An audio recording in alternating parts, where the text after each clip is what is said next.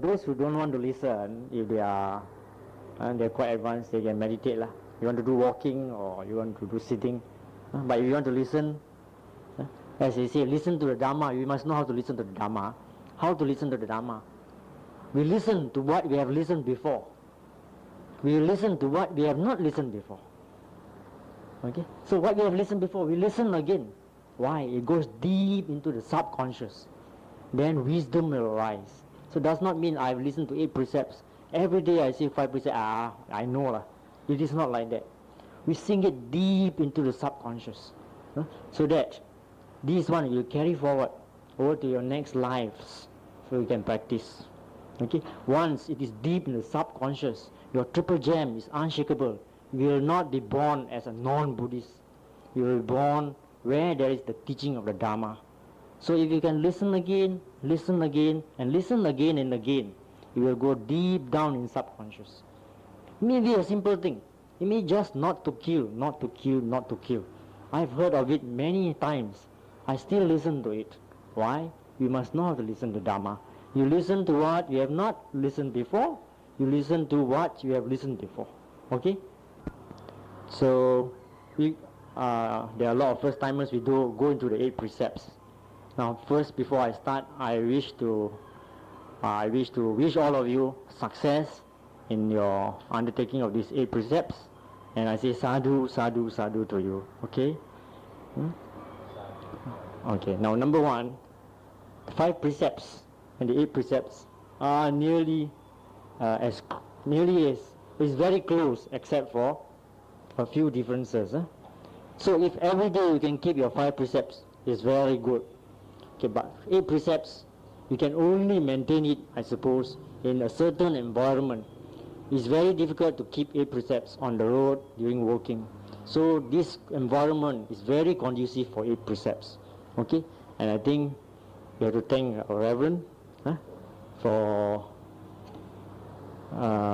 making this condition possible for us to practice. And I rejoice that all of you are able to take part in these precepts. Okay. Now, first of all, precept means what? Precept means things you promise. You promise not to do certain things. Sila means what? I promise not to do certain things. I promise to do certain things. So that is the meaning of sila.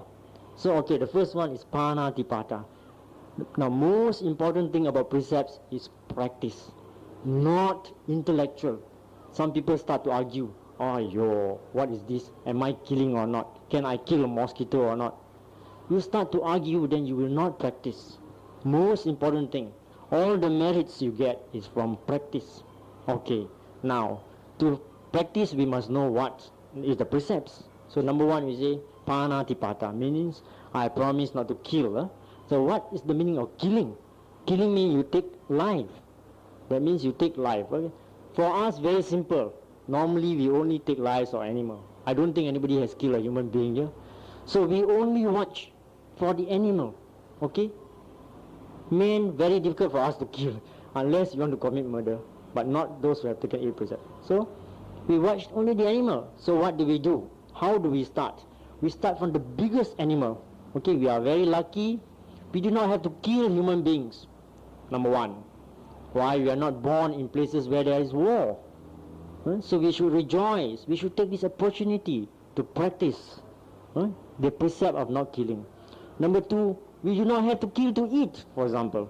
You don't have to kill chicken. You don't have to kill the pigs. You don't have to kill whatever animal it is. So the big animals we start, then become to smaller animals. Okay? The dog, the cats, then the ants and the mosquito. Even the ants and the mosquito, you do not kill. Okay, now it's very hard, I know. But with a little bit of effort, you can attain this abstinence from killing this small insect. Now remember, we practice to perfection. What is the meaning of perfection? Perfection means don't kill at all. Don't kill even the smallest ant. If you do not attain perfection in your practice, you can never reach enlightenment. So parami is very important. Paramita is very important. So practice the perfection of not killing. Okay? Then what do we do after that? After not killing, then if we see any animal, not necessarily animal, even human being in distress, sick, then we help them using compassion. Bird, for example, let's say a bird has got a broken leg, you can bring it home, put it inside a cage so that the cat will not eat it, nurse it, and then when it is ready to fly, you let it go. You're practicing, you're extending your precept now from non-killing to helping. Okay, I'll go very fast. So the second one is stealing. Stealing is very simple. Don't take things that do not belong to you. Because the Buddhist principle of the more I take, the more I have is wrong. The more I give, the more I have. That is the principle in your mind. That means the more dana you have, the more you give. Because if you don't have, you cannot give. So the more you have, the more you give. The more you give, the more you have. It is not the more I take, the more I have. The more you take, the less you have. Okay? So the third precept now, for those people kamesu, or you have abramacharya. Now what is the meaning? Are there any husbands and wives taking precepts together? Right, okay. Very good. Boyfriend, girlfriends? Don't have, brothers, sisters? God, okay, very good. Now the word here is abramacharya, meaning what? Abstain from sexual conduct. Okay? In other words, you are like a monk today. For those who take 5 precepts, what is that? It's kamesu. Kamesu michacharya. Meaning, I abstain from sexual misconduct. The difference here is one is abstaining from sexual misconduct. The other one is abstaining from sexual conduct. Okay? Now, the merits of abstaining from sexual conduct is very high. Okay? Now, for everyday life, okay, people's girlfriends, boyfriends, wives, we don't disturb. Okay? That's the meaning of kamesu. Okay? So if you are not married, you want to go after a girl, make sure that she is not attached. Why? Because the sorrow we cause when we take somebody's wife is fantastic. You break up the family. You break up the happiness. Okay? So that is the reason why we keep this morality. And what is the punishment if you don't keep this morality? This punishment is absolute punishment, because law of cause and action, law of karma takes place. Next time you will lose your wife in the next life. Or when you die, you will go to hell. You will go to the deep down below. It's a terrible hell. If you commit this, you commit adultery. Okay? That's abramacharya. You can stop and ask me any questions if you like. Okay, now. The musawada. Now what is the meaning of musawada? It is actually means wrong speech. Now what is the meaning of wrong speech? This speech, any wrong speech we shall avoid. Okay? It does not mean to tell lies alone. Does this mean you cannot tell a lie? No. You can tell a lie. How? Somebody wants to kill your father. He comes with a gangster, with a knife, with a gun. Where's your father? You know he's going to kill your father. Don't tell him, no, he's hiding under the bed. You got no wisdom. Okay. You tell him, no, my father is out.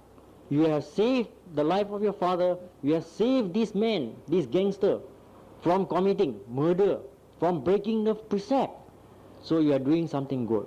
Okay, so now what do we avoid? What type of speech we avoid?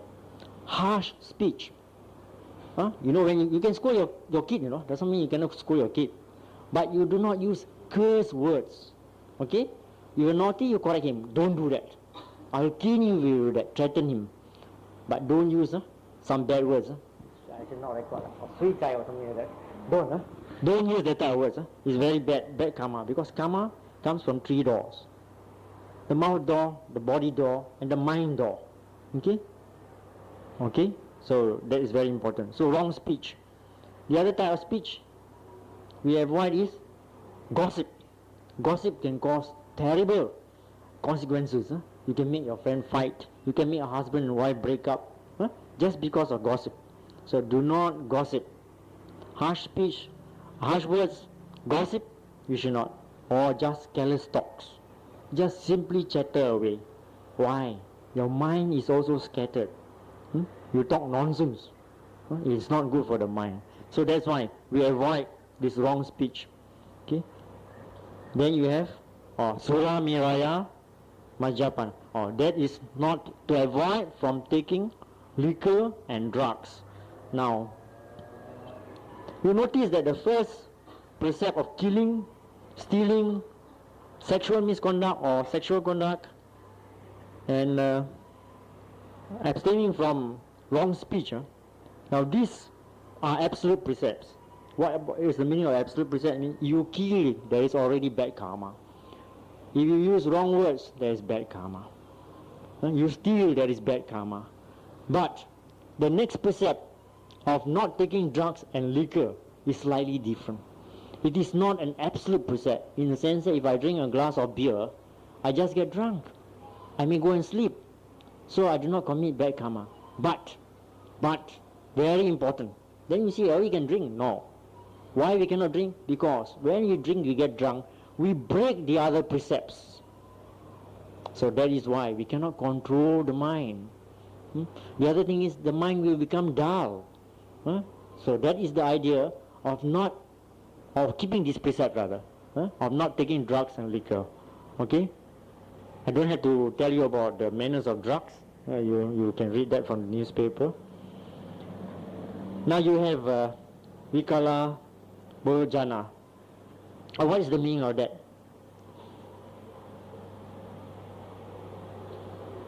Okay, now you are abstaining from eating at the wrong time.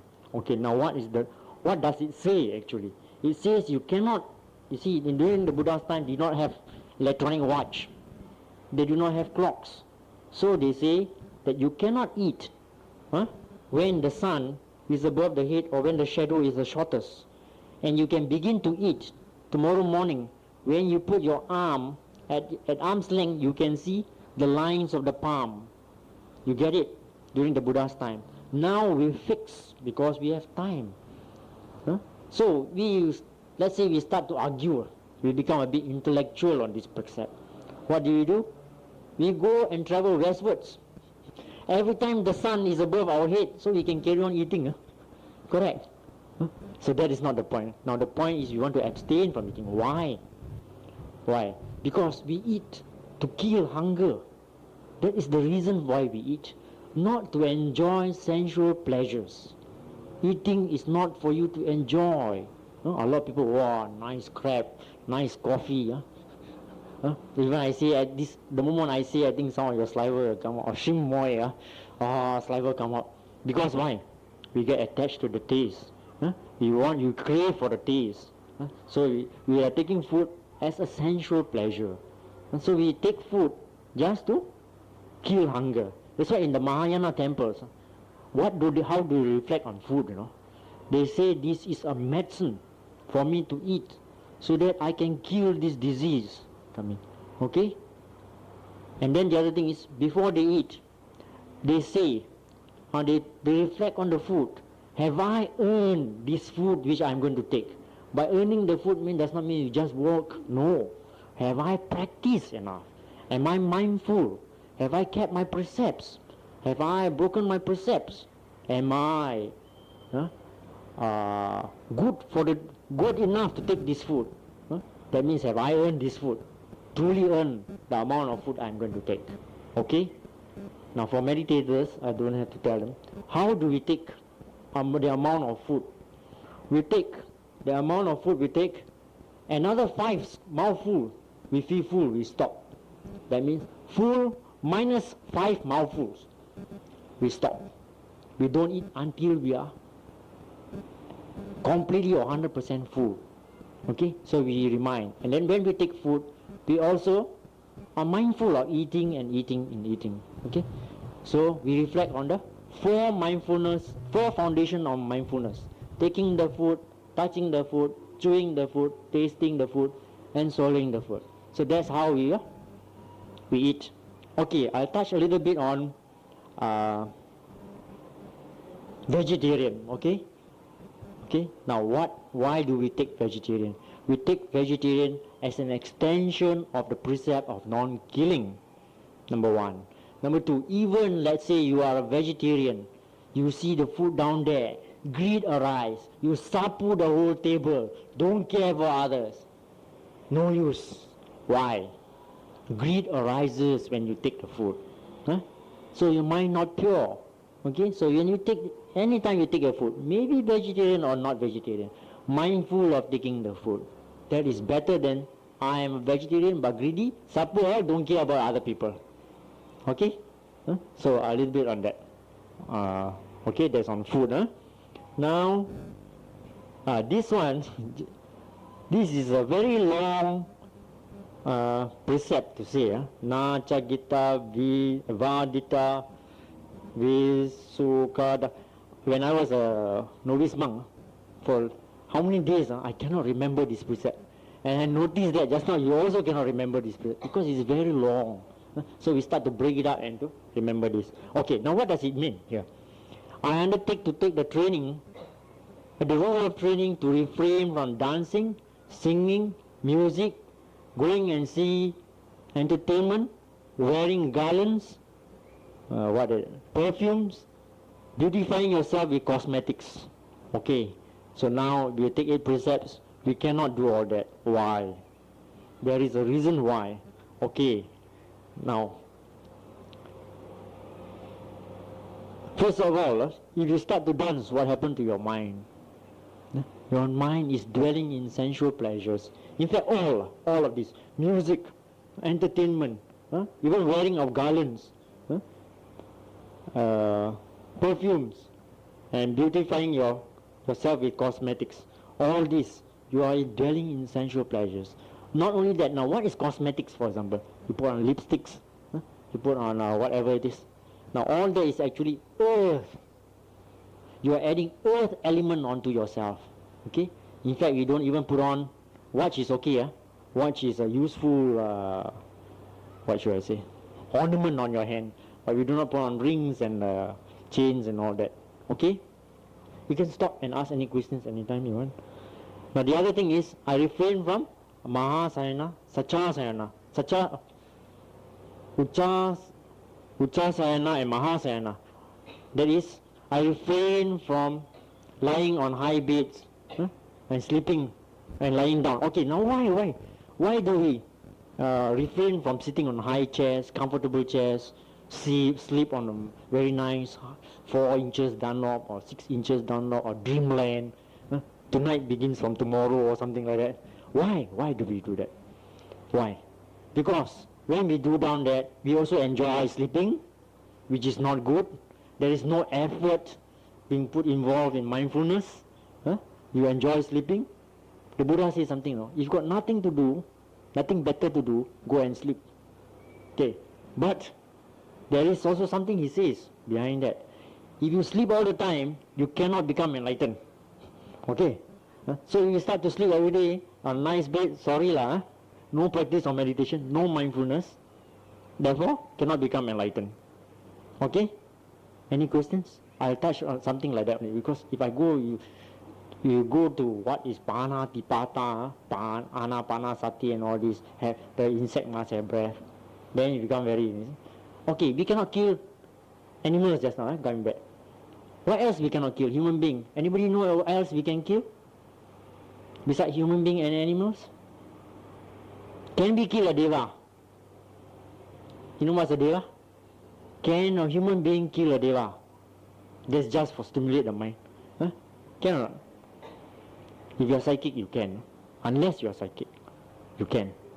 But I don't think anybody has done that. This is just an intellectual thing. But as I say, practice. So we just watch animals. Don't kill animals, we'll be alright. Human being, I don't think you all can kill. Okay, any questions? Yes? Yeah.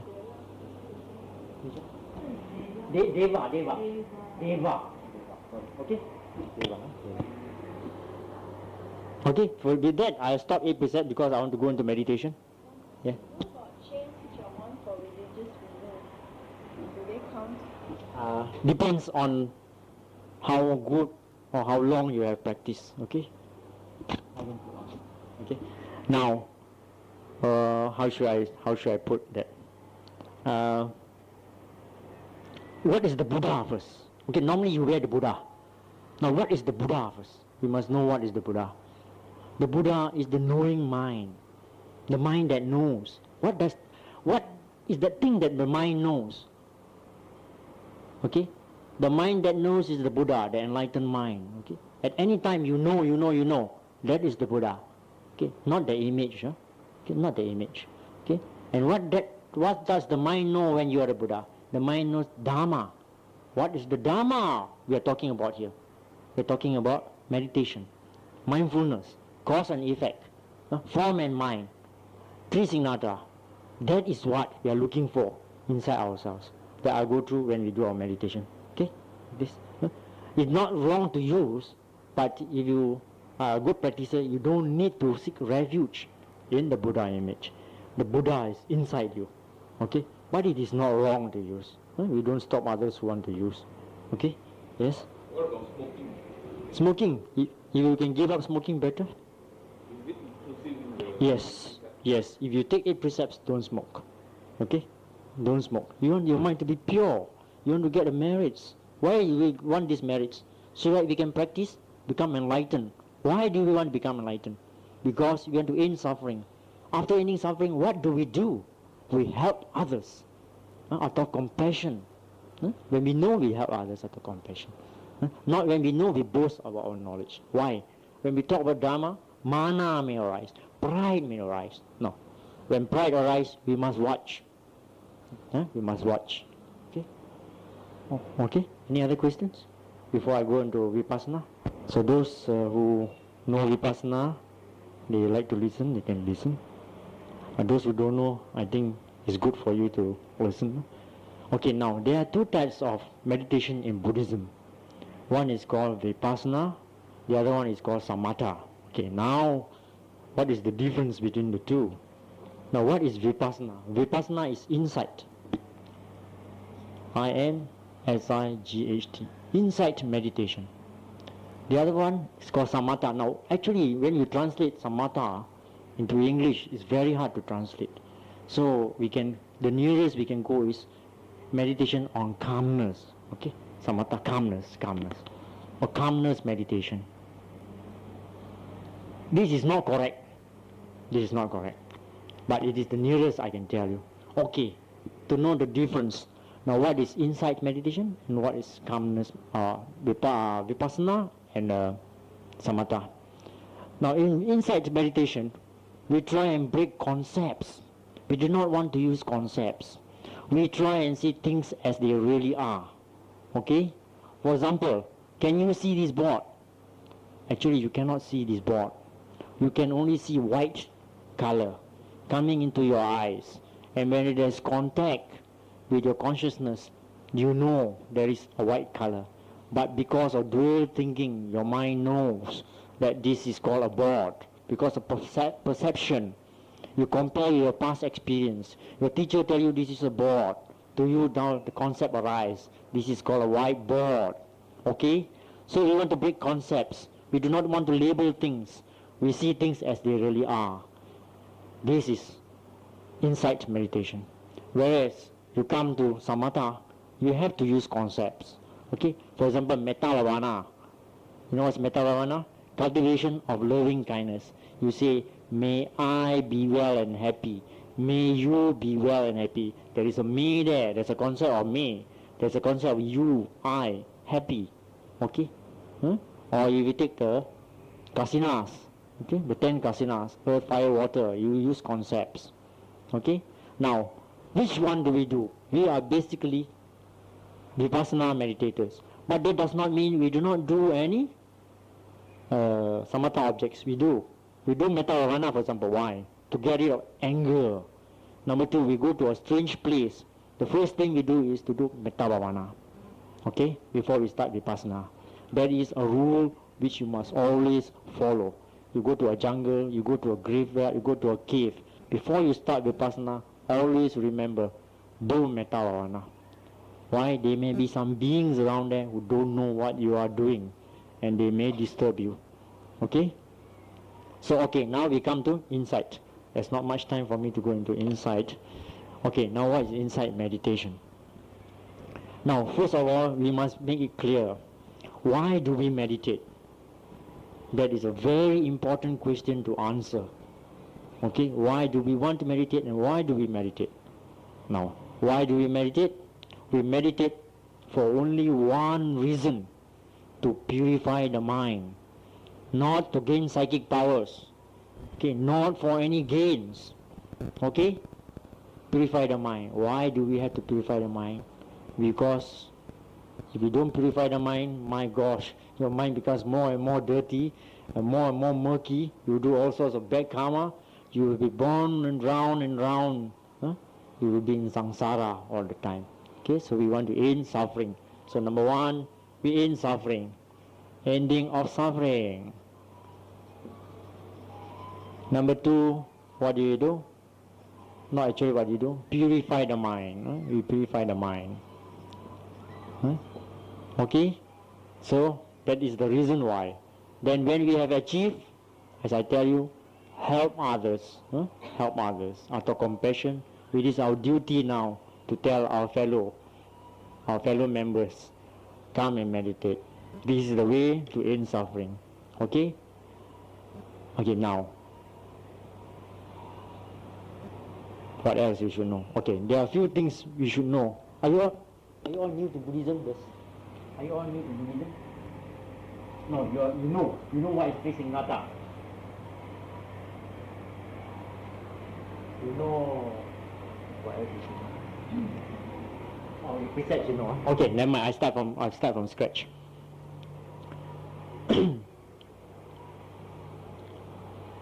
Okay, number one. Now, every day we label things.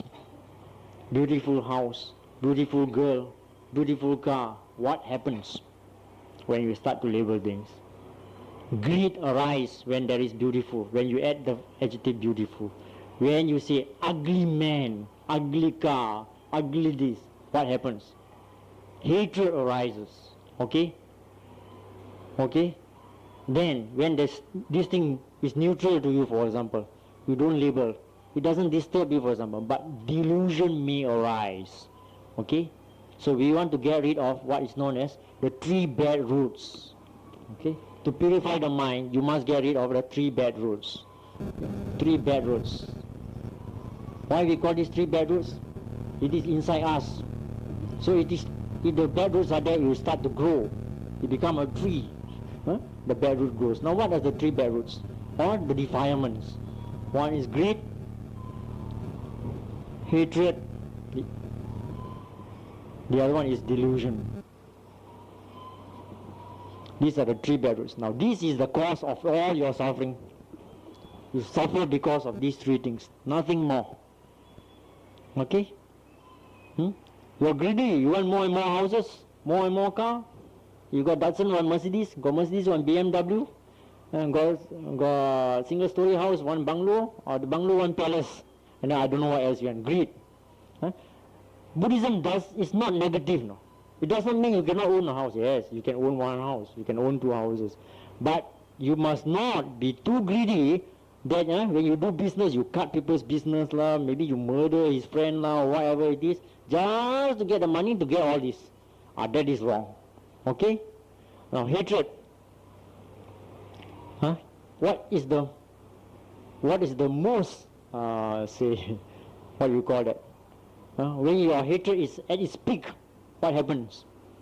And you can murder somebody, you know. When you hatred, anger, you can scold a person, you can wallop him, or you can even murder him. So hatred. So these 2 are very bad roots. Sometimes when you hate a person, so much so when you see a car, let's say this man you hate or this lady you hate drives a yellow Datsun.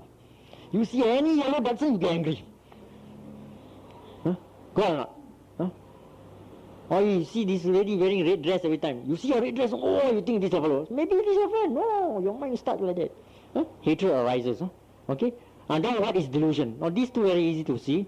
What is delusion? What is delusion? Now delusion is very hard to explain. Okay, in Buddhism we have what is known as 32 wrong views. Okay, what is the one wrong view which is also causing you suffering? The view of I, the view of ego. Okay, you think every one of you is I. When I praise you, happy. Just now Reverend talked about what? The 8 winds, huh? 8 winds. When he praise you, you feel happy. When he scold you, fame and blame. Huh? Fame and blame.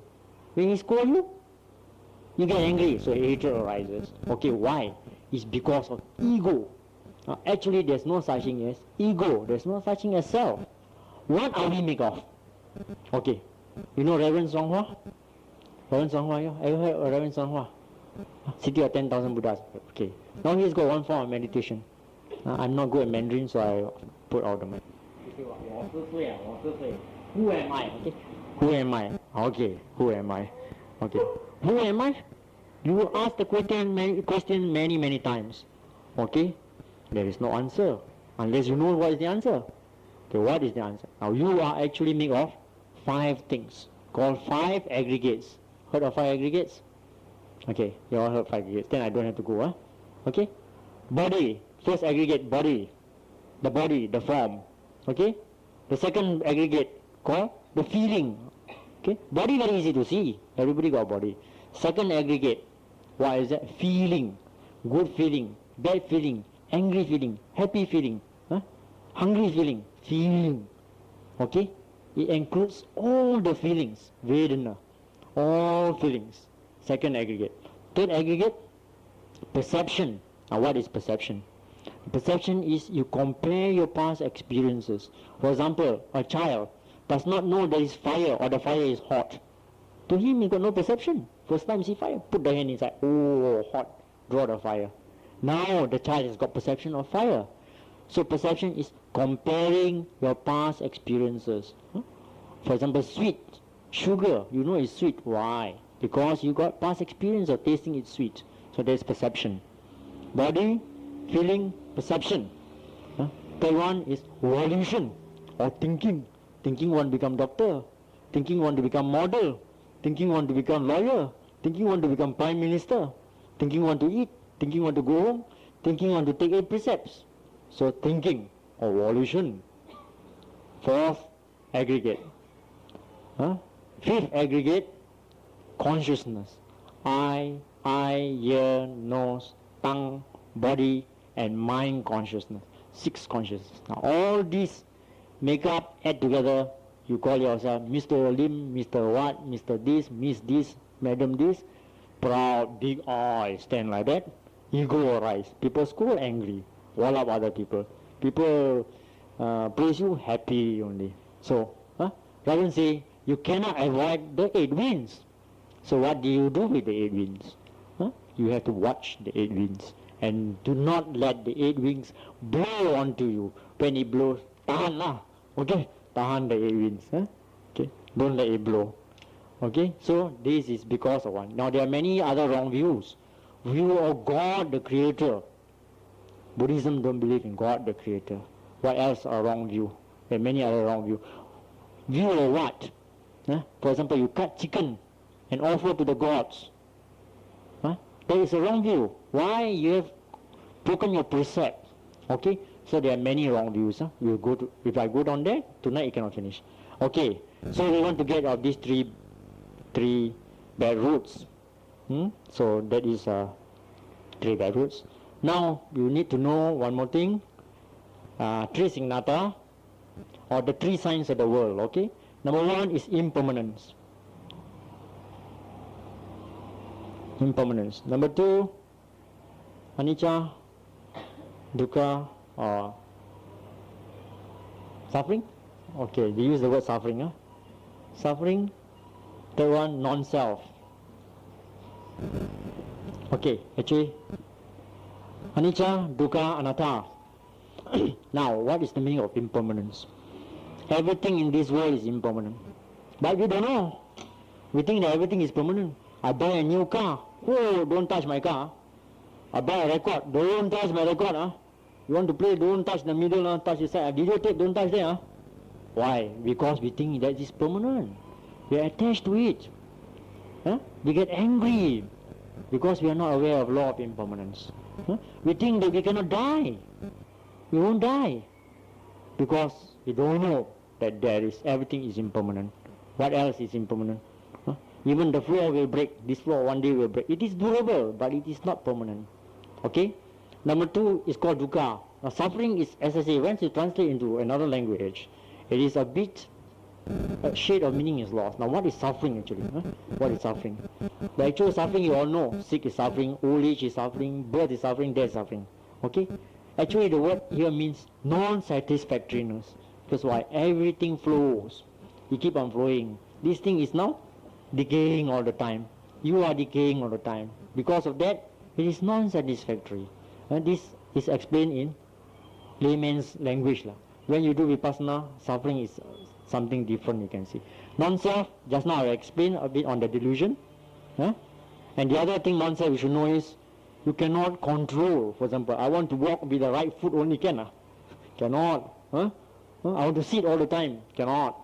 You have to change posture. Okay? So that is called non-self. Okay? There is no self or non-self. Okay. What else you should know? Okay, come to here and now principles.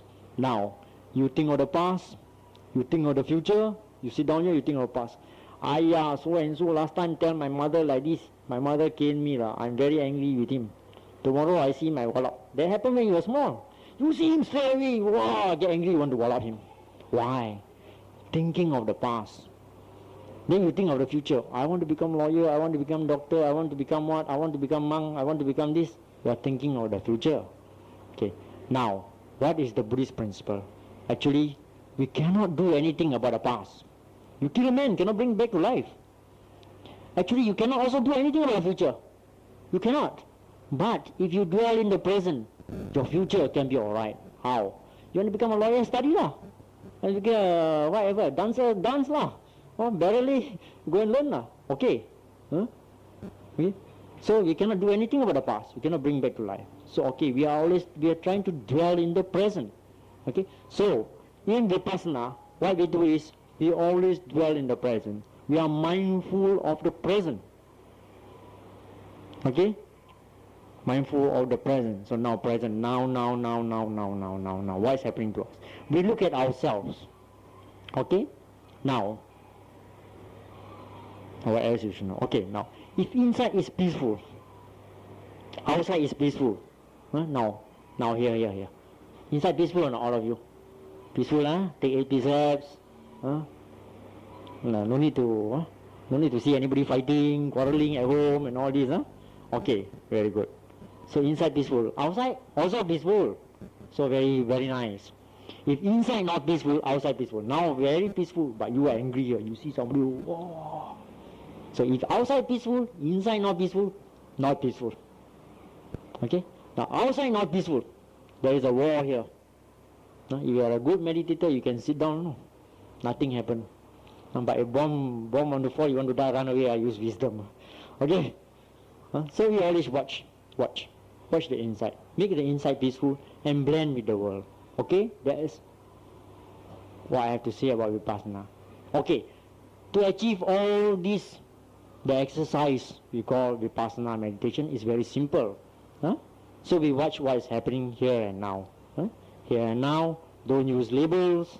What else? Don't use concepts and all that. Okay? So now we start the Vipassana exercise. How to do Vipassana meditation. You still want to record? Okay. Okay, now the exercise is very simple. Very simple. So we dwell in the present. We watch here and now. Don't watch there and yesterday. Okay? Now first, I must say that meditation can be done in 4 postures. Walking, standing, sitting, and lying. Can you understand that? Meditation is not only sitting like that posture. Okay? Okay, can you understand? Any posture, sitting posture. Some people think meditation can only be done that way. Wrong concept. Okay? Now, in Vipassana, or this we are using the Burmese method, we walk first. Why do we walk? There are 2 reasons. One, when we walk, we circulate the blood. Physical. Number 2, your mind is like a monkey. Send your children to school, go to work, run here, go to market, make sure tomorrow got food, then only come and do 8 precepts. Mind like monkey.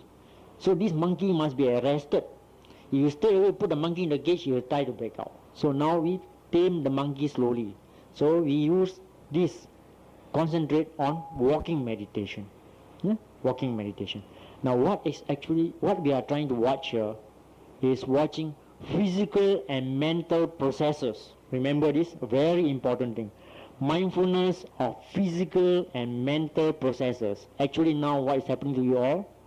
Only physical and mental processes, right or not? Just watch. What are you doing? What are you doing? You are sitting. Sitting is a process. You are thinking. Thinking is a process. It's either mental and physical, or physical or mental. Actually what is happening is just mental and physical processes happening in you all. You don't know, you think, I this and that, you get all these bad rules coming. Okay, so now we watch what is happening to us, only mental and physical processes. So the process of walking, process of standing, process of sitting, process of lying. Of course in the temple you cannot lie down. You know how to lie down, how to do lying meditation? Lying posture. Okay? So okay, now very simple. When we first do, of course, we start like that. When you are mindful all the time. I think those who are quite seasoned meditators, they find it easier. For those who are new, probably the mindfulness not so strong. Eric, we are supposed to have a discussion. So discussion means two ways lah. Okay, I just lead and you all carry on. Okay, what is the topic you want? I can speak on any topic, or you can speak on any topic. Okay, we try metta, say 10 minutes. 10 minutes of metta. Okay. Those who have not done any meditation of metta bhavana, please put up your hands. You all know what is metta bhavana. Okay? So, okay, before we start metta bhavana, there are certain rules. All you have done, cultivation of loving kindness, metta bhavana. You all know. Okay, I just go to a few rules. These rules are very important. Number one, when you radiate loving kindness to the being, especially a human being, your friend, for example. When you radiate loving kindness to a friend, the friend must be of same age, same sex. And that's very important. Why? The first reason is, if you take a friend who is very much older and wrinkled and all that, or small baby, then you feel remorse. Remorse may arise. I not say it will arise, it may arise. Okay? Now, you see a small baby maybe, and you are old, then some other not satisfactory feeling may arise. Okay? So we don't want that to happen. So the best is to take same age, same size. Okay? Same age, same sex, sorry. Not same size. I can take a fat person. But it must be of the same, not same. The other thing is, you take the opposite sex. Boy take girl, girl take boy. Lust may arise. Okay? So we don't want lust to arise. If you're a good meditator, okay, but if you're not good, then defilements will arise. So that's why we choose this subject. Okay? Then the subjects which we choose, after that there is no hard and fast rules. You can do it to a friend, to a neutral person, to your enemy, to your family, and then after that you radiate loving kindness to all beings in the temple, and then you expand the sphere to all beings in the universe. Okay? After that there's no hard and fast rule. Important thing now, mindfulness must be there. When you radiate loving kindness, you must have mindfulness. Mindfulness is our line of reference in any meditation you do, so that you don't go off the line. Okay? So if lust arise, you know lust arise. Remorse arise, you know remorse arise. Whatever feeling arise. Okay. Number two, after that you must check. We must check whether metta arises when we do metta. Not hatred arises when we do metta. Or other say mental states arise when we do metta. That's very important. We must check whether metta is flowing or not. If metta is flowing, not flowing, we are not doing it correctly. Or maybe we have not developed enough metta. Okay? Okay, those things that you must check. What other thing? Now this one lady, we asked her to do metta bhavana. So after that we asked her, what you do? Oh, I sang loving kindness to my dead husband in the sky lah. These are the people who get themselves into trouble. Why? They do not follow rules. The meditation must follow rules. Okay, and the rule says you choose a friend, same age, same sex. Okay. Okay. Now the third rule you have to follow is do not use visualization method. Okay, you say I want to radiate loving kindness to Mr. Tan, for example. Just say, may Mr. Tan be well and happy. Do not visualize Mr. Tan. Huh? If you are good, you can, but you will avoid. If you can, avoid using. Just say, may Mr. Tan be well and happy. Huh? Why? When you visualize, if you are good, you visualize him. And then sometimes you visualize some ugly figure or what, then you get frightened. Okay? So this have happened to a lot of, some meditators, not a lot of meditators. So in order to avoid all these unnecessary difficulties during our metta bhavana, we follow certain rules. Okay? Okay? Is that clear? Huh? Have you listened to this before? When you do metta bhavana? Huh? So very important. So next time when you want to conduct metta bhavana, make sure the people around you know this. This is very important. Okay? Is there any question? Okay, now we come to 4 aspirations. First one is, may you be well. Okay, go a little bit. Your well verse, or you want me to go through? No need, Okay, we write anyway, so that it's easier for us. So we say, may you be well. Okay, we use, these are the 4 aspirations. So may you be happy. Okay, some more. May you be free from physical sufferings. May you be free from mental sufferings. Okay, we have chosen these 4 aspirations. Okay, you can say, may you be peaceful, may you be whatever, rich, may you be prosper, all the good things. But today we choose 4 aspirations. You choose 8, 9, 10, then you get yourself confused. Okay, so 4 is just good. Now if you are good, you just do say, may you be well and happy, and you find that metta flows, and you're doing it to a friend. Now if you are good, you just do say, may you be well and happy, and you find that metta flows, and you're doing it to a friend. You keep continuing radiate metta using this aspiration. Okay, these are 4 aspirations which we have chosen today. You can choose other forms of aspiration. May you be peaceful or whatever it is. Now this metta bhavana is useful when you go to a new place and you want to meditate. And you are very good, you can even cure sick people. Okay, by using metta bhavana. Okay, any other question? When the word you here, when you say your friend, so you say may Mr. Tan or Miss Go or whoever it is. Okay? So when I say a friend, you do yourself. Okay? So okay, now what are the subjects we are going to radiate? See, we start with a friend. Okay, no, normally you start with yourself, sorry. So may I. So you say, may I be happy. So to stimulate metta in us, so we think of a certain event. You think of some very bad event, you had an accident, sick and all, how metta can arise? Metta will arise. So you think of some successful event, you got a promotion, or you pass your exam, or somebody is given you some, whatever it is, given you dana or something like that, or maybe taking 8 precepts, some good event that's happened to you, so that you can stimulate metta to arise in you, and metta can flow out. You can radiate metta. So may I be happy, and you say in a calm way, may I be happy, not like that. You say, may I be happy, may I be well. Okay, something like that.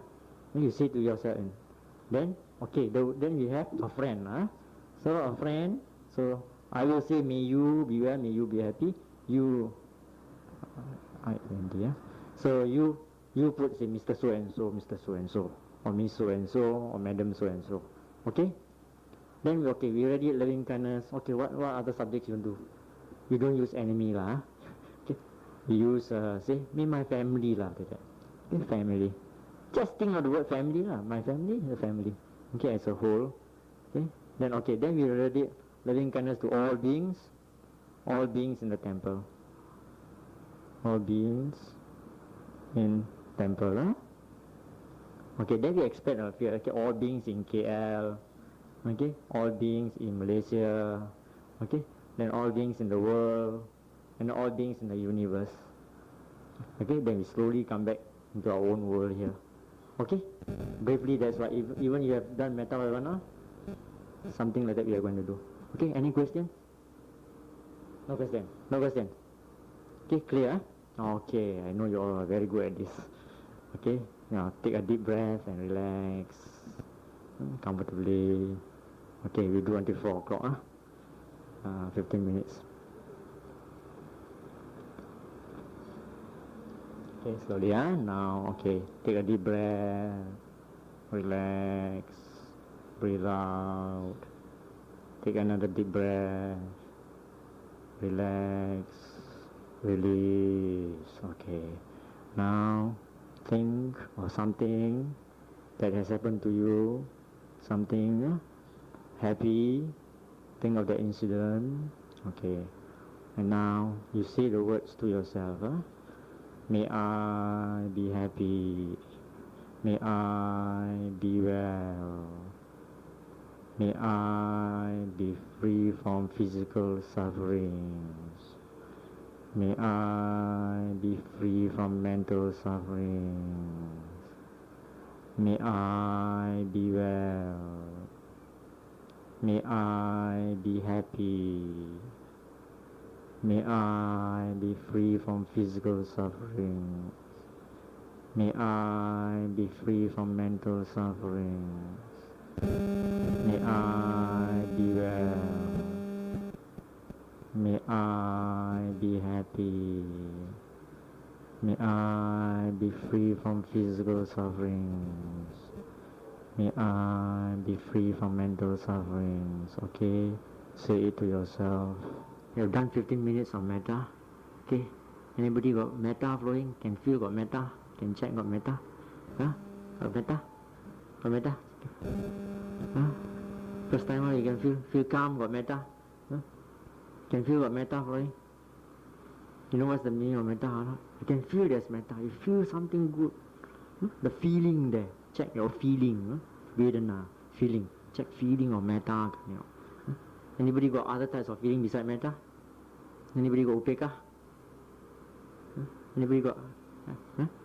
Sometimes you get upeka instead of metta.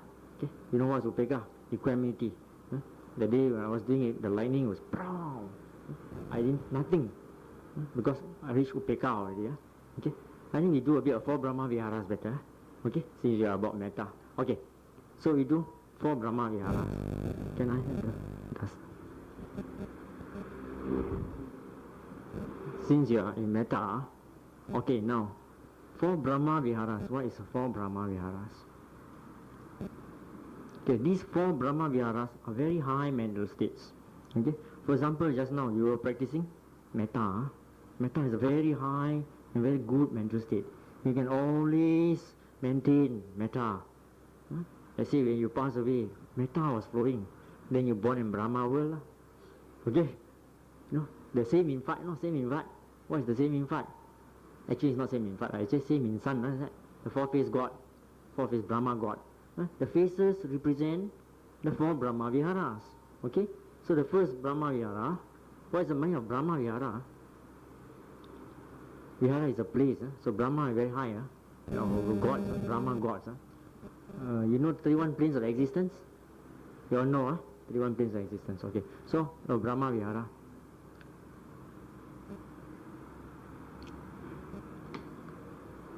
This pen is better than the other one, hard line. This one lasts very long. So 4 Brahma Viharas. B-R-H, A-M-A, correct? B-R-A-H-M-A, okay. I can't see what I'm writing. Okay, 4 Brahma Viharas. Okay, now 4 Brahma Viharas. Number first one. What's the first one?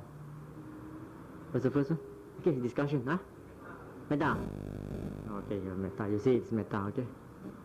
Second one? Karuna. You want to use karuna, okay? Modita. Upeka. Okay, that's why just now I say sometimes you reach upeka. Okay. KHA, Okay. Okay, now you all know already, so we can discuss. Okay, now what is metta? What is metta? Just now you were, what call that? Doing metta bhavana. It's very good. This kind of meditation is very good. But in everyday practice, how do we cultivate metta? How do we cultivate metta? So let's say we go to old folks' home. A lot of you like to go to old folks' home. So there we must have metta. If you don't have metta, cannot go to old folks' home. You see them angry or old people. You get, you reject. Your mind reject. Your mind hatred will arise. Remorse will arise. All sorts of feeling. So you must have metta. So you have that loving kindness to go and help the fellow. I know of some people. The old men do everything there. Paralyzed already. I got a friend. Who go down, carry the floor, wash the floor, all everything, all the dirty things, you wash everything. Oh, he really got a lot of metta.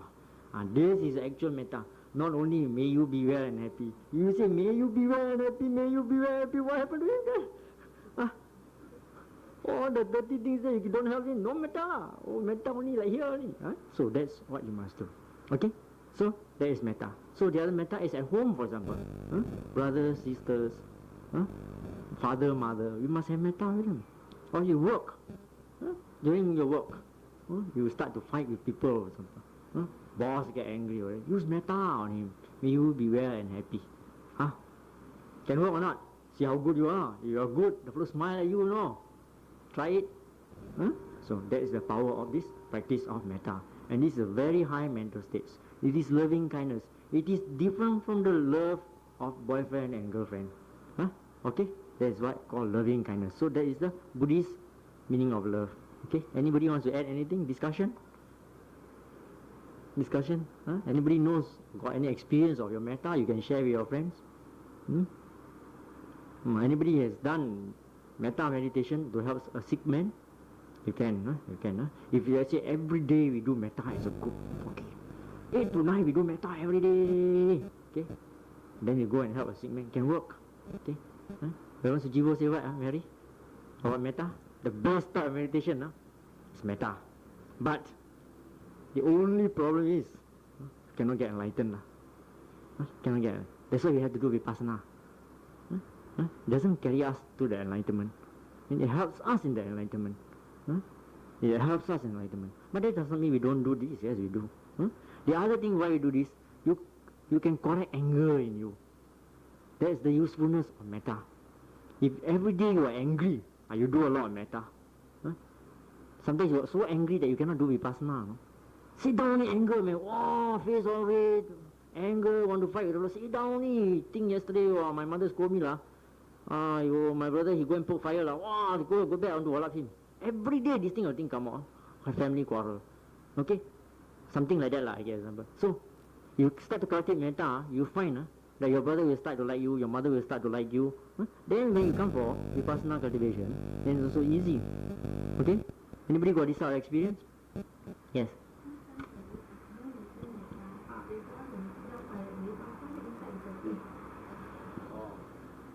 Your two minds, no, then you're not radiating metta. Okay? Your mind is fighting. If there is metta, metta will flow.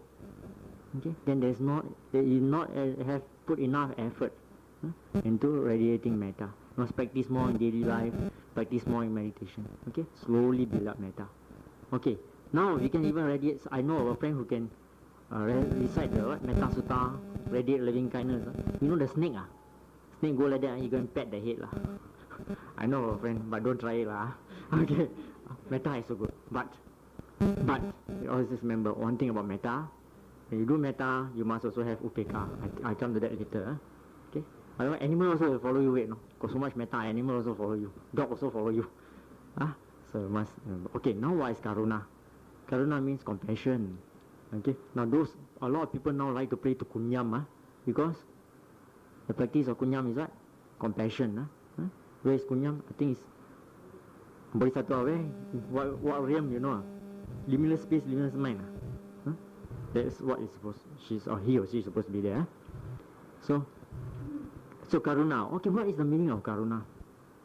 Karuna means compassion. What is the meaning of everyday life compassion? What is the meaning of that? For example, Father is sick. What do? You take your father to hospital. You don't leave your father there. You take him to a doctor. That's compassion. Huh? But okay, let's say we got a small kid lah. We love the kid very much lah. Don't make the flow go outside there also cannot lah. Scare people, but kidnap lah, or fall on the road lah, kena sand lah, motorbike may langgar lah. The flow fall down also, ayo, heart sick lah, ayo, you rub the flow, say, ayo, your knee there pain lah, my knee also pain. That is not compassion. That is not. That is attachment. That is attachment. What is compassion? Help the flow, carry the flow, wash his wound, send him to doctor. That is compassion. Can you see the difference between compassion and attachment? Very important. When you practice, you must know how to practice. Not simply say this is compassion. No, this is not compassion. You know why? When the child gets hurt, you get hurt, and that is not right. That is attachment. So very be careful. Same with father and mother. When father and mother sick, take her to hospital. You cannot help her, take her to hospital. Take care of her. Bring food to her. Take care of her, maybe wash her clothes or whatever, bathe her. That is very good. That is compassion. Merit is very high. But don't get attached. When she's sick, you take care of her. Don't so cry, your mother, you sick, I also feel sick lah. That is not good. That is remorse. Very low mental states. But you start to help the fellow, clean, take care, father, mother, sister, brother, or anybody lah. Beggar also you can take care good. Okay, anybody. But do it with compassion, but without attachment. Very important. Okay? Any question on compassion? So you see a beggar, you must have compassion, not get angry with the fellow, and not say, oh yeah, this poor beggar, useless fellow, don't want to work. But we also must do with what? With wisdom. Yeah, every day he come. I know a couple who come. My mother is about 70 or 80 in Malacca. So there's one couple. This couple very lazy one. Come and knock on my door. I think come here knows. Knock on my door. Say, oh, I got no money for school children, this and that. My mother gives $70. That's what happened. Oh, $70. Tomorrow come again. Tomorrow come again. Not say tomorrow lah. Maybe next week also come again. So they found out. Slowly, my mother found out this fellow is a con man lah. Refuse to work. This stuff we don't give. Why? They can work. They can work, but they are lazy. So our compassion, he's trying to make use of our compassionate state of mind for his laziness. So we use wisdom. Okay? But we don't scold. Don't scold. Just say not at home, or today I got no money, something like that. Make excuses. Okay? You understand? So everything we do must have what you call this? Wisdom. Okay? Now mudita. Okay, what is mudita? It's called what? Appreciative joy. Okay? Appreciative. Okay. Can anybody explain what is appreciative joy? Come lah. Take the mic. Come. What is appreciative joy? Anybody reading? Come. Otherwise you'll be sleepy. Come. Anybody? Want to explain what is more appreciative joy? Come. Okay, sit down there and talk lah. Okay. What is your opinion on appreciative joy?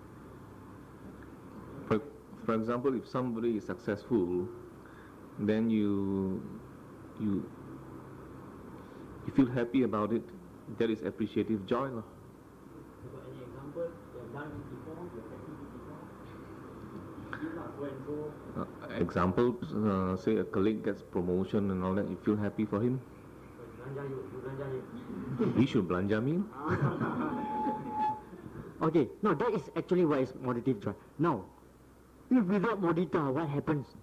We got no modita. We don't know about modita. Ignorance. Before I become a practicer, I don't know. I've never seen this word modita. Don't know. So, go for interview, jealous. Oh, that fellow got so many A's. I got 2 A's. Jealous. Why? Ignorant. Ignorant is the grandfather, great-grandmother of bad karma. Ignorance. Okay? So now it is. So now we know this. So we will be very happy. We know something good. We know this, we can practice. So somebody gets promotion now, okay. His karma is ripened. My karma not ripened, never mind. I'll wait for my turn. Don't get, also never mind. 8 winds going to blow. Gain and loss. Okay, we reflect like that. Okay? So now what we do is we appreciate. We appreciate that the flow is good, He's got good karma, he has cultivated. Now he's entitled to the success. That's how you should think. Whether it is a brother, sister, father, mother, whoever it is. Some brother also, brother kena lottery. Bahagia dah bro, terrible. He act like this, he can kena. Why I cannot kena? No, not like that. Say, oh, he kena, he belanja me, I also get to makan. Okay? Okay, tell story lah. Otherwise he's sleepy. My brother like to play 4 digit lah. He strike 35,000. No, hey, you know? Okay. You don't know? Okay lah. He's my neighbor. You like so okay, it's like 30 or 35,000. So he invited me for dinner. So I am practicing. I have to go meditation. Don't go also cannot. Go also cannot. So what is that? Delusion mind. Delusion arises. Okay, yesterday delusion? Go wrong, don't go wrong. Delusion arises. So okay, decided to go. So we went to Klang, eat crabs. Tomorrow get stomach ache. Bad karma. Cause what? Cause the fellow to chop the crabs. So bad karma. So if I don't go, you say, oh, this fellow got no modita lah. He jealous he didn't get. Maybe people say that. So sometimes have to suit the world. So it doesn't matter. So that is the meaning of modita. Okay? Everybody understands what's modita. Okay, now what is upeka? A lot of people say don't care. Don't care. Actually it's not like that. The upeka means a calm state of mind where you are not moved. Your mind is steady. That is upeka. Upeka. Meaning what? Attachment don't arise. Remorse don't arise. Your mind is very steady. You are not moved. Does not mean you are a block of wood. Okay. It does not mean you are a block of wood. Does not mean you are a block of wood. Okay. Now, when can we reach upeka? That comes under the mental states. Now when you, especially for samatha meditation, you know what is jhanas? Jhanas, you know the jhana. Okay, you know which jhana you reach upeka? First jhana, second jhana, third jhana, fourth jhana. When you reach arupa jhana. Okay, when you reach arupa jhana, then you have upeka. Okay, now first jhana, second jhana, you know, vitaka, vichara, piti, then you have sukha, and ukagita. So this first, second, third. You know what is vitaka? Vitaka, sorry. You know this? You all know this? Okay, you don't know, never mind. We go straight away. Because I want to come out to upeka. How to reach the upeka state? Now, vitaka means initial application of the mind. For example, yesterday when you do say rising and falling, or just now when you apply your mind to may I be happy, you applying the mind to the object. Or you apply rising, falling, or left, right, left. Initial application of the mind. You apply your mind down there. Then we reach. After that, you reach vichara stage. Vichara means continued application of the mind. Meaning your mind is now more concentrated onto the object, whether it's rising or falling, or even just now, may you be well and healthy. You continue to apply your mind onto the object. So you got more and more concentration. Now what is piti? Piti translated into English, very bad translation, you call joy. Piti called joy. What is the meaning of this joy? Actually it's not necessarily the joy of happiness. For example, just now, when you doing metta bhavana, okay? When you doing metta, did joy arise in any of you? The actual joy, meaning you feel happy, that type of joy. Anybody got joy? You feel happy, like want to smile, that type of thing. Anybody got joy? You got joy. Okay. Now, not necessarily when you do metta, you will get joy. But important thing is that you must get metta. Metta sometimes follow with joy. Okay? That is one type of joy. Now, this piti is what type of joy, you know? What type of thing? Yesterday somebody was saying me, he feels floating lah, he feels the body want to become big lah. Some people feel ants crawling lah. And that is called piti. Okay? Now, then sukha is happiness. Okay? Okay? Ukagita means what? What is the meaning of ukagita? Anybody knows the meaning of ukagita? One-mindedness. One-mindedness. Okay. Now, sukha, S-U-K-H-A, it means happiness. This is happiness, sukha. Now you spell it S-U-K-A. You have that type of feeling in you. the sukha feeling. S-U-K-H-A. Now I change to S-U-K-A, sukha. You Malay, no Malay? You learn Malay, sukha. Okay, the same thing. So when I say sukha citta, what is the meaning of sukha citta? Your mind, citta means mind. So sukha means happy state of mind. Okay, so this is one-pointedness of mind. The mind, one-pointedness at the object. Okay, now, when all these factors are in you, all these mental states are in you, you are in first jhana. Okay, now in second jhana, you throw away this. In third jhana, you throw away this. Okay, in first jhana, you also throw away this. You throw this until you reach, you reach upeka only. You get the rupa jhanas, you get the arupa jhanas, you get. So first jhana, you got this. Second jhana, you only have this. Third jhana, you have only this. Fourth jhana, you have this. Okay, then you will reach. Rupa means form jhana. Then you reach arupa jhana, formless jhana. Then you only have upeka. So upeka and one-pointedness, ekagata. That means all this disappear already. Your mind has got no more these factors already. Now of all these factors here in first jhana, this one is the easiest to detect. From your piti we know. If you report to a teacher from the piti, he knows you are in jhana or you don't have, where your mind has come down. Because why? This is the roughest thing. This is the most violent thing or the most prominent thing you can see during meditation. This one very, very, very subtle for you to see. All this very subtle for you to see. But this one is very, very gross. It manifests in the form of, say, feeling of lightness, feeling of body floating.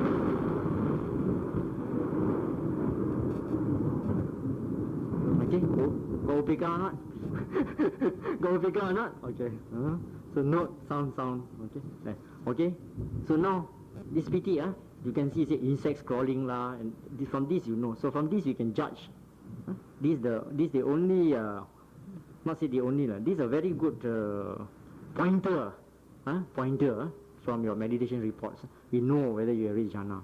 Okay. So you see, you have first jhana, second jhana, third jhana, fourth jhana, all this rupa, and then you have arupa jhana, formless jhana you reach. So it's very high mental stage, you know. For those who meditate long, they can understand, but those who are new, maybe they cannot understand. Doesn't matter. Can understand. So upeka. So this upeka state of mind, it is like for example the lightning, you may not get a shock. Your mind is so calm and so stable that you are not affected. Can understand? So same with a sick person also. You see like that, there's no remorse coming out. There's no sadness coming out. Your mind is upeka stage. You are not affected by it. So that is upeka. So all these four mental states are four Brahma Viharas are very high mental states. So you practice all this, you're born in Brahma. We don't want to be born in Brahma, isn't it? How many of you want to be born in Brahma world? Why we don't want to be born in Brahma world? Anybody can answer that question? Why? Why it's not conducive to born in Brahma? Because Brahma world life takes many world cycles. A Buddha come and go, you still in Brahma, so cannot practice. You will not be able to meet with the Buddha in Brahma world. And when you are in Brahma world, birth by choice. When you want to die, you can choose, where you want human being, you want to become Deva, you want to born in hell. So go on Brahma, very smart. He wants to die. He wants to die already. So birth by choice. We all know, mati means habis lah, bad karma, go to hell. No choice, We got only one choice. What is the choice? Practice good.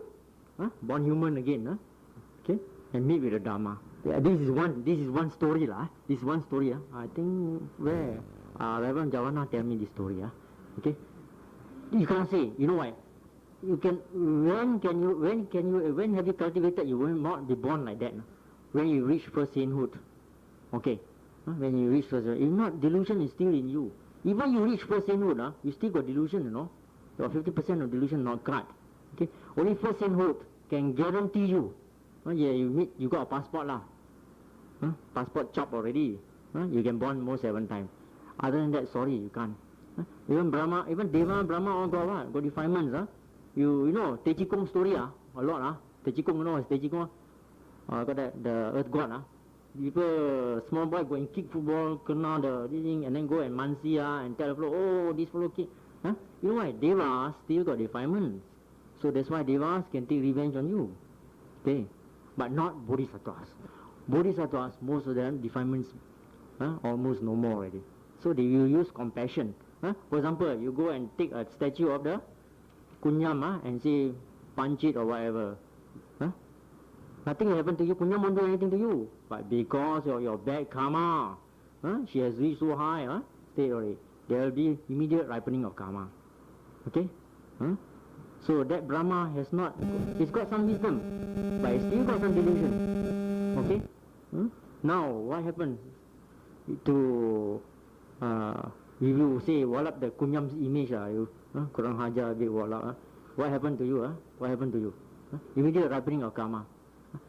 You see, something like this. If you slap me, at the most I slap you back lah. You slap the policeman, you kena tangkap masuk the Sentul police station lah. You slap the agong, okay, you may be hanged. Okay, so it's something like that. So if you do something bad to a saint, immediate ripening of karma. But you do something good to the saint or the Buddha, also immediate ripening of karma. Asukam, what did Asukam give to the Buddha? Asukam gives sand to the Buddha. Why? Asukam is so poor. But what happened to him? He became a king. What did the Buddha do with the sand? He used it to put on his place of meditation and walk. And because of that deed, he became a king. But you give me sand, maybe nothing happened. But that does not make, you cannot give other people things, Like that you go and look for the Buddha only and give lah. Then you got greed for merits. Then it's also wrong. Okay? Okay? Any other question? You should, that's why I say what is important is mindfulness. Okay? Mindfulness. Mindfulness is very important. So what is the state?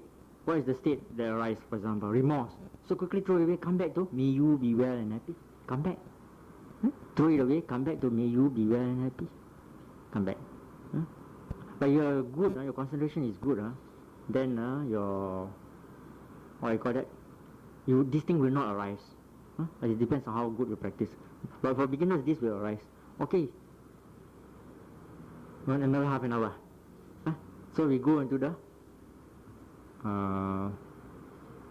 5 mental faculties. 5 mental faculties. Okay. I hope with all these, especially beginners, you can, I have stimulate enough, what you call that? Inspiration for you to practice. That's my duty. After that, once you're good already, you go and look for a teacher, look for Reverend Sujigo, or look for Sarda. If you practice very well, the line here is what? The norm here is what? The mother bull cannot help but see the baby bull grow up. You understand what is that meaning of that? The teacher cannot help but see all the meditations students improve. Okay. So we must see that you all improve, and if you grow up, go look for a more experienced teacher, and I hope you can go to MBMC or Burma or anywhere for retreats, and try and achieve your sainthoods. Okay? Anyway, so Tapan very far. So we practice. Okay? So I hope that when you all achieve, don't forget to teach people out of compassion. Imagine you go to a temple, you see people putting 3 joss sticks, put flowers, put $1 or $2 in the till there, feel very happy, take 4 digits and go home. How do you feel? How do you feel? I really feel pitiful that this is called Buddhism they know. Because out of that, I started to give Dharma talks, not because of anything, just pitiful state. But what to do? Use upeka. Okay? Upeka. Okay, now we come to 5 mental states. Some of them have listened so many times, never mind. Okay. 5 faculties, not mental states. Just now is the mental states. Now we come 5 faculties. Now, first faculty is saddha, faith. Saddha, faith. Number 2, virya, effort. Because if I go into say 37 factors of enlightenment and all this, they cannot catch up. So you go into this. My goodness, you all know already, but I think some of them don't know. Yeah. Okay. Concentration. Wisdom. Oh, very good, you all know. Okay, since you all know, okay, somebody, who say wisdom just first one? Faith. Who say faith just now? Okay, good. Tell us about faith. Oh, you know. Never mind. It's wrong, doesn't matter. We have a discussion. Okay, now what is faith? Faith is sada. Okay, anybody went to Sada's talk on, when was that? On Sunday? Anybody was Sada's talk there? Section 16? Anybody? No, nobody went. Okay, never mind. Okay, he was talking about faith. At first he was talking about gains, then he was talking about faith. Okay, now there are many levels of faith. For example, when you see the Buddha image, you got some faith. When you see a monk, you got some faith. Okay, not that faith is very low type of faith. Okay, very low type of faith. Then you have that type of faith got no wisdom. It's not very sharp. Okay, then you learn a bit of chanting, for example. You take the precepts. Now your faith is a bit stronger. Your faith has got more wisdom. Then you learn meditation, for example. Then your faith increase. Okay, now the faith becomes bigger, greater and greater faith you got. Now, one thing about faith, we must not have too much faith. Why? Then the faith becomes blind faith. There are a lot of other religions where you start on faith. Then what happens? Can fight in the name of God, can kill in the name of God. That sort of thing. So I'm not criticizing the religion, but I'm telling you that your faith must be balanced. You must have enough faith. Now the faith that we have, if your faith is very good and very strong, you will not change your teacher. You will not change your religion. You will not change your path. Say Vipassana path, your eightfold path. Your eightfold path. You will not change. But if your faith is very weak, tomorrow I say, come lah, go somewhere else. You will follow me lah. Not necessarily we change our faith to the disco faith lah. Every night we go disco. Because your faith not strong. Your faith in Buddha, Dharma and Sangha not strong. Okay? So there is faith. So too little faith, also no good. Too much faith, also no good. So our faith must be balanced. Okay? Now we have effort. What's the meaning of effort now? You all have made a lot of effort today. You have sacrificed your Sunday, you come here, listen to Dharma, take 8 precepts, practice meditation, so there is effort. Okay, now you must put enough effort. If you don't put enough effort, what happens? You become lazy, then you won't practice. Okay? If you personally you don't take enough effort, some people want to lean against the wall and meditate. Where's the effort, man? Ask Salvador, can I lean against the wall? Salvador says, where's the effort? So, not enough effort. Okay, not enough effort. But what happened? Too much effort. Put too much effort. Especially when you go for retreats. You put effort. Oh, your mind becomes very tired. The body becomes very tired. So you must know how to balance this type of thing during meditation. Especially so you go for long retreats. You must know. You must put just enough effort. Just enough effort. That's very important. Now you doing meditation, you are running 100 meters like that. But when you go for 1 week there, you want to run 100 meters, mati lah, every day. So what you do? We do marathon, pacing, something like that. So you put enough effort. Too much effort, then you lose your energy, you got no more energy. Virya, effort is energy and effort. Okay, any questions? No, then we go to mindfulness. Now mindfulness, according to Reverend Sujivo, no such thing as too much mindfulness. Mindfulness is one thing you cannot have too much. Too little got lah. Heedlessness. Okay, that is doing meditation. What about now? What happens to you? You are not mindful, no? If you are not mindful all the time, you break all your precepts. You break all precepts. You're not mindful. There's an animal there, step, kill, eat. You break your precepts. Okay? So that's why mindfulness is very important when you do precepts. It helps you a lot. That's why when meditation helps you when you are doing, you're taking your precepts. If you just take your precepts without meditation, then not say cannot. But it's very, very helpful when you are doing your precepts, taking your precepts, you do meditation. Very mindful. Then you won't even kill an ant. You won't even step on an ant because you're so mindful. You're walking. Okay, mindfulness. So what is mindfulness? What is mindfulness? Mindfulness is very easy to say, but very hard to describe. Okay, the next one is concentration. Okay, I want to show you the difference. Now when I ask you to concentrate looking at this, what do? You look at the blue color, you look at the pen, so you're concentrating looking at this. But I say now, be mindful that there is a pen, or be mindful that you are looking at the pen. Now what do you do? Now the mind knows that you are looking at this. That is mindfulness. The mind is mindful. The mind knows that you are looking at this. Looking. That is mindfulness. Can you see the difference? The shade of difference. Okay? There's a shade of difference. Okay, actually this concentration is called samadhi. This is called sati. When you translate to English, all the meaning all gone. So what is concentration or samadhi? Samadhi means what? No? Oneness of form and mind. Meaning what? Meaning your mind and the form is there. When you're using rising and falling, the mind is there, and the form there. So there is oneness of form and mind. Goes up and goes down, goes up and goes down. Your mind is always there, and that is called samadhi. Okay? Now too much samadhi, what happens? Too little samadhi, what happens? You lose concentration, what happens? You lose concentration, you cannot concentrate, cannot meditate. Too much samadhi may cause sleepiness, or you go into deep jhanas. Okay? Deep jhanas. For what you call this? Samatha meditators, let's say you are doing kasina. You know what's kasina?